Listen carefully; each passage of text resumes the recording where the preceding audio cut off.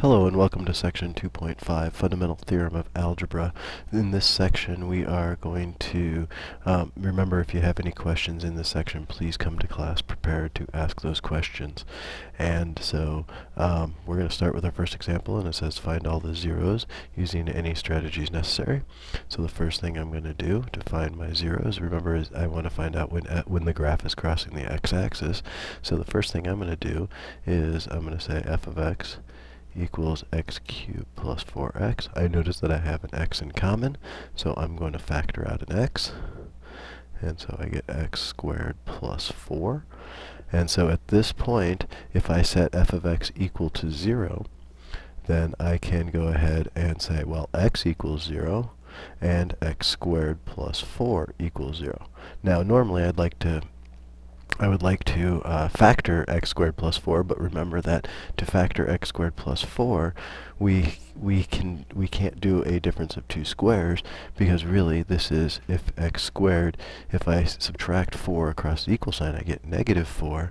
So we're going to end up with plus or minus the square root of negative 4.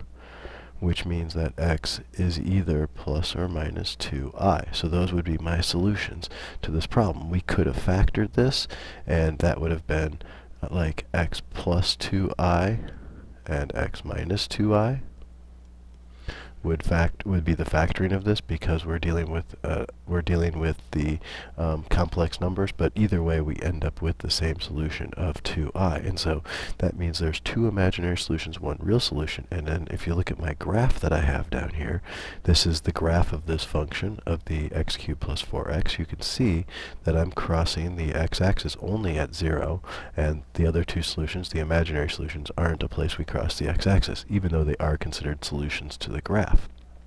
So for this problem, basically you just have to remember that you are trying to do whatever you can to get solutions, and we may have to deal with some kind of factoring of imaginary numbers or somehow solving for imaginary numbers.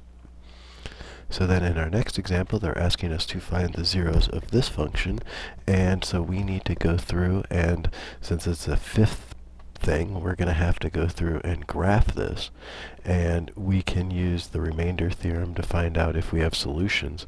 And we basically, using our 8 down here, this 8 is what guides us through to figure out what kind of solutions we can have.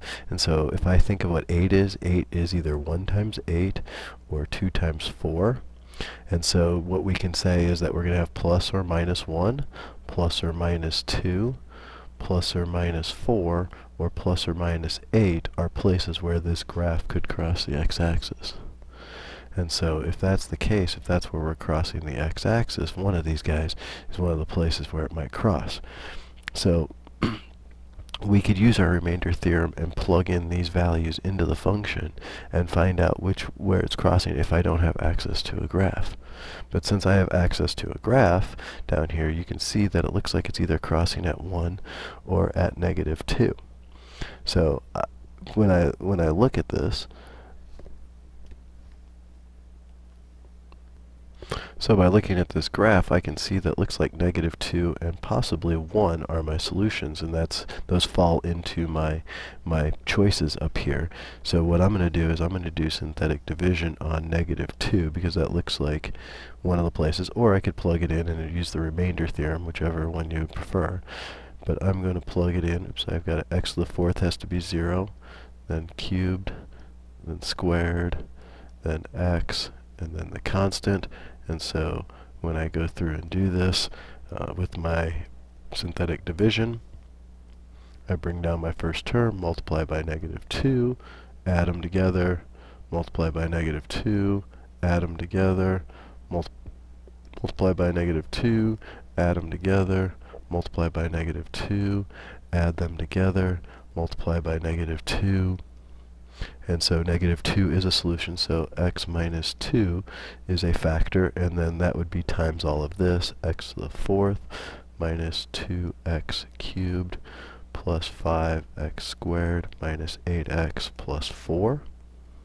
I can also see it looks like positive 1 is a factor, so I'm going to use synthetic division and see if positive 1 is in that, and I'm just going to use this guy right here. So I've got 1, negative 2, positive 5, negative 8, and 4. And since it's just touching the graph down there, it looks like it is a repeated solution, so I might have to do this more than once. So I bring down my 1, multiply by 1, add straight down, multiply by 1, add straight down, multiply by 1, multiply by 1, add straight down, multiply by 1, add straight down. So 1 is a factor, so now I really have x minus 2 times x minus 1, that's x plus 2, sorry. That should have been plus 2 because it's negative 2 up there. X minus 1, and then I really have x cubed minus x squared plus 4x minus 4, and since it just touches the graph, I'm going to try synthetic division on 1 again and see if that's a factor. So we've got, oops, I don't need x's, I need the coefficients.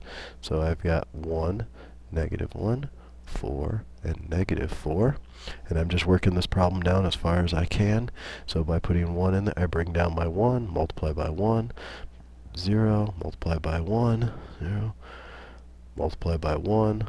And so there we go. So now I have the factors of x plus 2, x minus 1, x minus 1. And then I'm left with x squared plus 4. And you notice that my x term is 0, so I don't need it. So then I basically have 3 of my solutions, and I said there were a possibility of 5 solutions.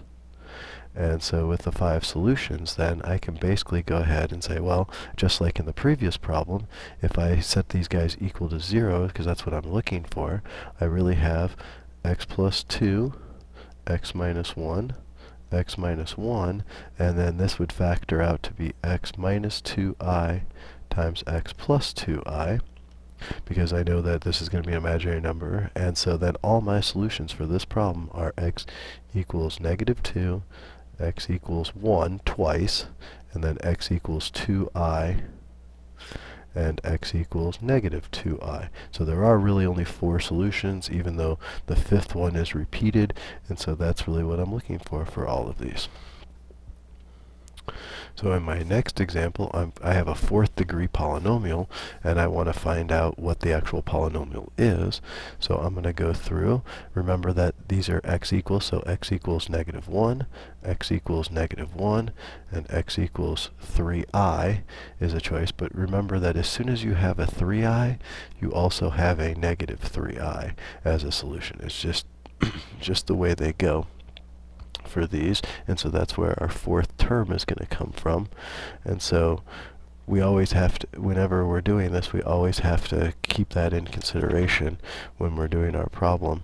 And so the conjugate will always be part of it. So now if I solve these for what x equals 0, so I get x plus 1 equals 0, x plus 1 equals 0, x minus 3i equals 0, and x plus 3i equals 0. Those are all my factors that I have. So these were zeros here. These are factors now.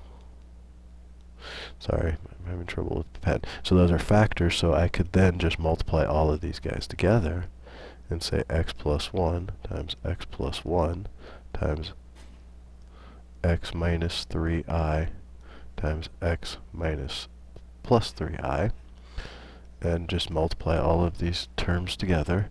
And so when I multiply these guys together, I get x squared plus 2x plus 1. And then in the next one,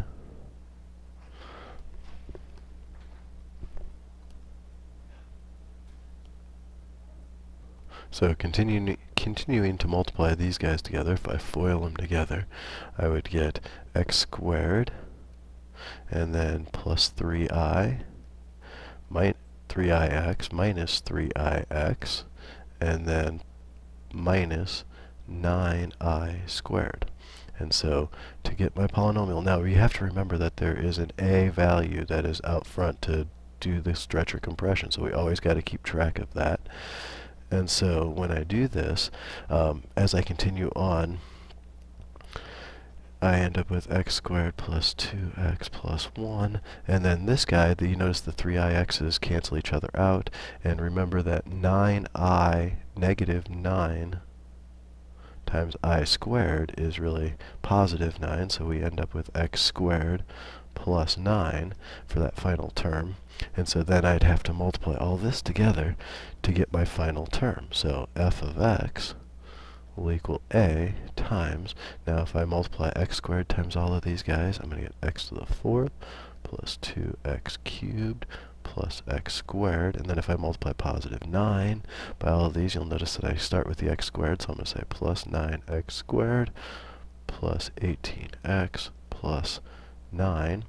So if I add straight down to get my final answer for this whole thing, to get my fourth term, I end up with a times x to the 4th plus 2x cubed plus 10x squared. Whoa, that's a weird looking 10. 10x squared plus 18x plus 9. And then we'd have to have an x value in order to find out what the a is, what the stretch or compression is. So then in the next one, we want to find the factors of this problem. And so what I would actually do is I would go ahead and try to factor this problem as written to start with. Even though they're telling me that one of the roots is 2i, that means that I probably am going to get a factor that's like x squared plus or minus something. So when I go ahead and factor this, I'm going to get x squared times x squared. That would give me my x to the 4th. And so then, if you remember, I need negative 20 and positive 1, or negative 1. So the way I can get that is negative 5 and positive 4. And so then it would be x squared minus 5 and x squared plus 4 would be my setup for this one. And so with that being my factors, I can go ahead and say, okay, well, I'm going to go ahead and try to find my solutions for this. And so if I was to set them equal to 0, because remember that's what we're looking for when we're looking for roots or solutions, we would say x squared minus 5 equals 0 and x squared plus 4 equals 0. Well, that means that this one would get me x squared equals 5, which means x is plus or minus root 5. Or I could have factored this thing, and it would have been x minus root 5 times x plus root 5. And that would still give me my two solutions that I have up there. And then the other one, if I set it equal to 0, I get x squared equals negative 4. And then this one becomes x equals the square root plus or minus the square root of negative 4, which gives me plus or minus 2i. So then my factors down here would be x minus 2i and x plus 2i. And so if I'm just looking for the roots of this, these are the factors that I'm looking for. And if I'm looking for the zeros, so these are factors. And then if I'm looking for zeros, then it would be x equals root 5, x equals negative root 5, x equals 2i, and x equals negative 2i. And those would be zeros or solutions. Or even roots. All of these things are asking for the same thing, so we just got to make sure we find what we're looking for. Oh, and so then I could look at the graph, and if I get rid of this graph here, you can see that in this it looks like it's crossing at plus or minus root 5, and then down here where we're not crossing the x-axis, where this should be a W-shaped graph, kind of flattens out, and so that's where my imaginary roots are. So then we're going to ask to find we're asking to find if this is a 0 of the function. Well, if that is a 0 of the function, then I would know that there's going to be a conjugate to it. And so if that's a 0, I'm going to say x plus, or it's going to be minus, so because it's going to be minus this thing, minus 1 plus 3i. That would be 1, 0, and then we know that it's got to have a conjugate too, so it's going to be x plus 1 plus 3i. I said that wrong. I did that wrong. Sorry. it should be x minus 1 minus 3i. That would be the conjugate of this term. So this is minus stays the same. So then if this is a 0 of the function, I'm going to end up factoring this, and it's just kind of dealing with this a little bit. If I kind of regroup this, I could write it as x minus 1 plus 3i and x minus 1 minus 3i. So now, if this x minus 1 is kind of like my x term, you'll notice that it looks like I've got kind of a difference of two squares.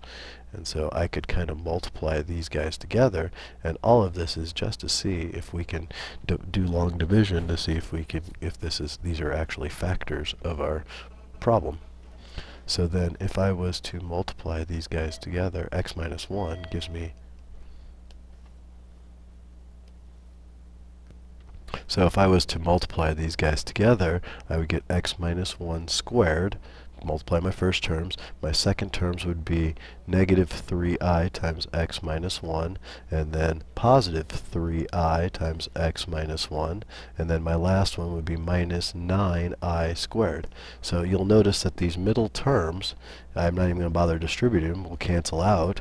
So I'm really left with x minus 1 squared, and then minus 9 times negative 1, which will get me the rest of this problem, which will get me the thing that I could factor. So I've got x minus 1 squared plus 9, and if I multiply this out, I get x squared minus 2x plus 1 plus 9. So if x squared minus 2x plus 10 is a factor of this, then that means that this guy is really a solution. So continuing on here, so I'm going to take x squared minus 2x plus 10 and see if it's a factor into this original problem. And the original problem, I've lost track of it at this point, is x to the 4th minus 3x cubed plus 6x squared plus 2x minus 60.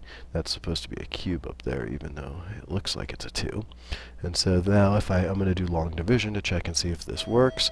And so I have to multiply. I'm only concerned about my first term there, so I'm going to multiply by x squared.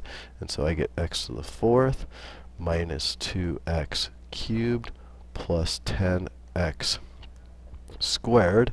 And so then if I subtract the bottom row from the top, that changes all my signs.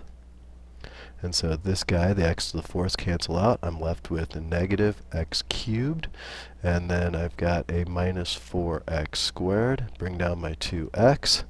And so then I multiply by a negative x to get this guy to match. And so that would give me a negative x cubed plus 2x squared. And then minus 10x. And so then I subtract the bottom row from the top, so I change all my signs, so they're opposites, positive, negative, positive. These guys cancel out, so I'm left with a negative 6x squared, and it looks like a 12x minus 60. And so then it looks like I have to multiply on top by a negative 6. And when I multiply on top by a negative 6, I get negative 6x squared, and a positive 12x, and a negative 60. So when I change the signs on the bottom row, they all change to their opposites, which means that I get 0. So that means what I was trying to find is that this thing, the 1 plus 3i, is a 0 of the function. And then we could go ahead, and if we needed to, we could factor this x squared, and we can go x squared minus x minus 6 factors to x minus 3 and x plus 2. So the other two factors of this are x equals 3 and x equals negative 2, where we had x was 1 plus 3i and x was 1 minus 3i. So those were all my solutions to this problem that we're trying to do. So remember, if you have any questions on this, please ask. Please come to class prepared. Thank you very much.